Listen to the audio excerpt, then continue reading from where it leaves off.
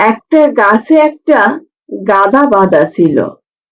শয়তান এসে বাঁধনটা খুলে দিল। গাধা ছাড়া পেয়ে এক চাষির ক্ষেতে ঢুকে পড়ল এবং যা পেল তাই খেতে শুরু করলো।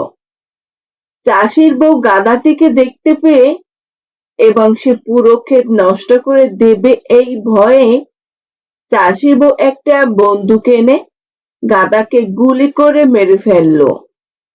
এবার গাধার মালিক মৃত গাধাকে দেখতে পেয়ে ভীষণ রেগে গেল এবং সেও একটা বন্দুক এনে চাষির বউকে গুলি করে মেরে ফেললো।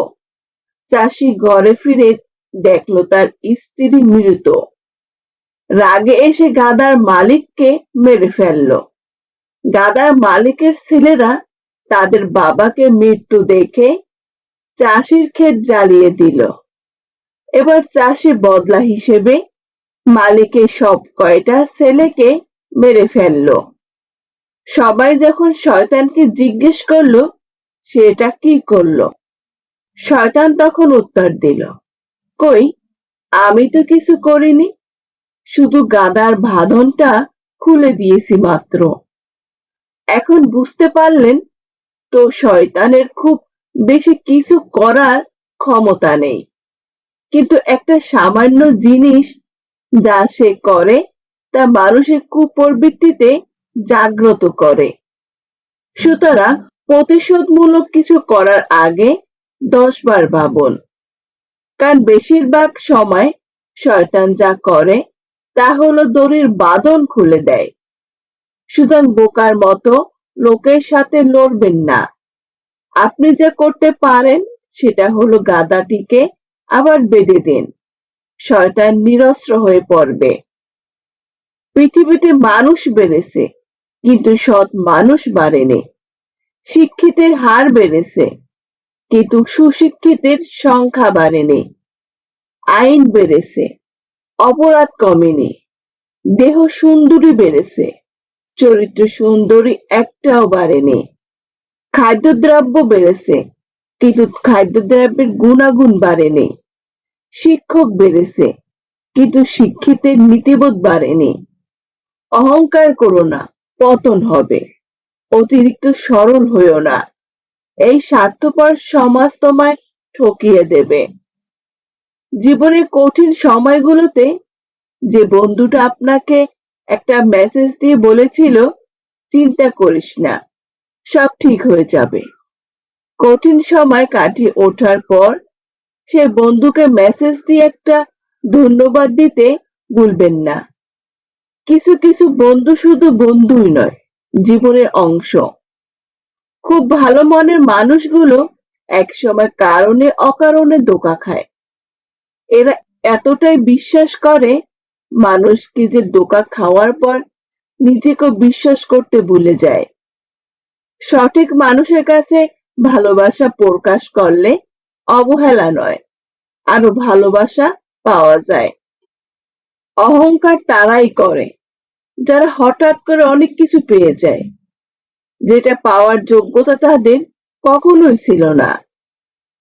আজ তোমার কাছে অর্থের অভাব, তুমি ভাবছো অর্থ হলেই সুখী হয়ে যাবে, কিন্তু না, তোমার যা আছে তার মধ্যে তুমি যেদিন খুশি থাকার চেষ্টা করবে সেই দিন থেকেই তুমি সুখী হবে।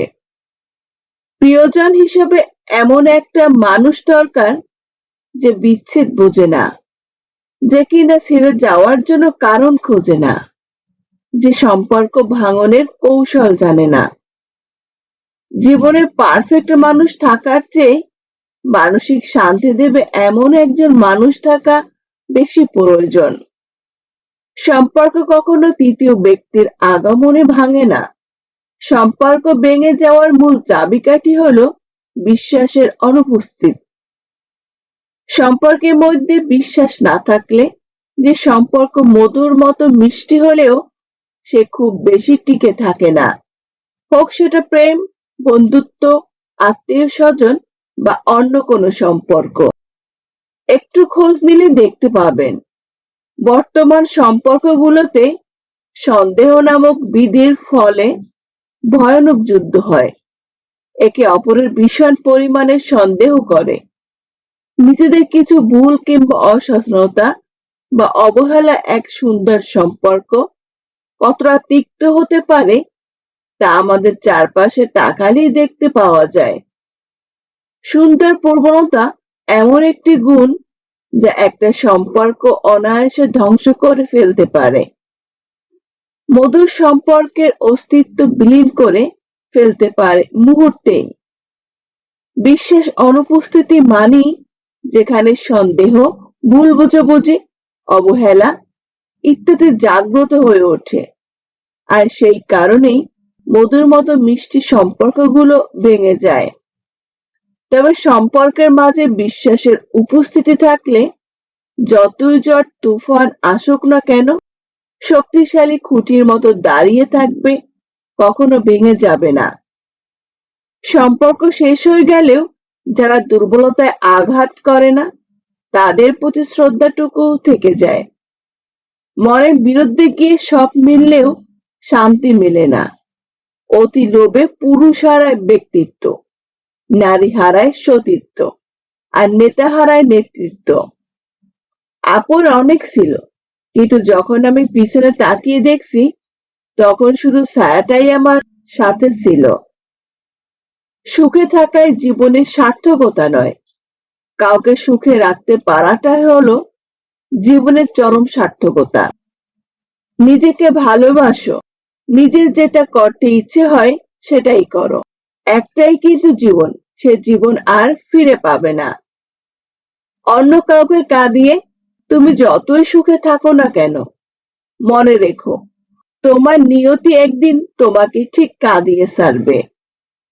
শরীর খারাপের জন্য ডাক্তার পেয়ে যাবেন, মন খারাপের ডাক্তার কোথাও নেই। তাই হয়তো মন খারাপটাই বেশি দুর্বল করে দেয়। নিজেকে শক্ত করতে হয় সস্তা নয়। প্রতিটা মানুষের আত্মসম্মান বোধ আছে, হুট করে কোনো কিছুই হয় না।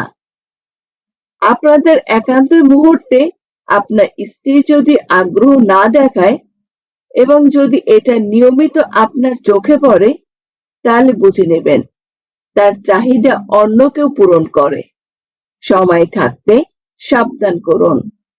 অন্যর মুখে শোনা কথা তাড়াতাড়ি বিশ্বাস না করাই ভালো, কারণ সত্যের তুলনায় মিথ্যা দ্রুত ছড়িয়ে পড়ে। যদি 2 মাসের সুখ চাও তাহলে বিয়ে করে ফেলো। যদি বেশি দিন সুখ চাও টাকা উপার্জন করো। যদি সারা জীবন সুখ চাও তাহলে আপন কাজকে ভালোবাসো। হাতে সময় আছে এই কথাটা ভাবা বোকামি, কারণ কারো হাতে কতটুকু সময় আছে কেউ বলতে পারে না। শুধুমাত্র সময়ের দোহাই দিয়ে আমরা নিজেরাই নিজেদেরকে ঠকাই। জীবনে ভালো থাকতে চাইলে এই 6টি কথা মেনে চলুন। 1. টাকা ইনকাম করতে শিখুন। 2. অতিরিক্ত মায়া ত্যাগ করুন। 3. অতিরিক্ত আশা ছেড়ে দিন। 4. নিজেকে ভালোবাসুন। 5. চিন্তা করা বাদ দিয়ে হাসি খুশি থাকুন। বৃষ্টির পানি পরিষ্কার পাত্রে পড়লে তা পান করার জন্য যোগ্য হয়, আর নর্দমায় পড়লে তা পান করা তো দূরের কথা, পা দেওয়ার যোগ্যতা থাকে না। পদ্ম পাতার উপরে পড়লে তা মুক্তোর মতো জ্বলজ্বল করে, ঝিনুকের উপর পড়লে তা খোদ মুক্তোতে পরিণত হয়। পানি কিন্তু একটাই, তবু তার সঙ্গীর কারণে কত পার্থক্য। তাই তো বলা হয় সৎসঙ্গে স্বর্গবাস, অসৎ সঙ্গে সর্বনাশ। অতএব ভালো মানুষের সঙ্গে চলার চেষ্টা করুন, আপনি নিজেও ভালো থাকবেন।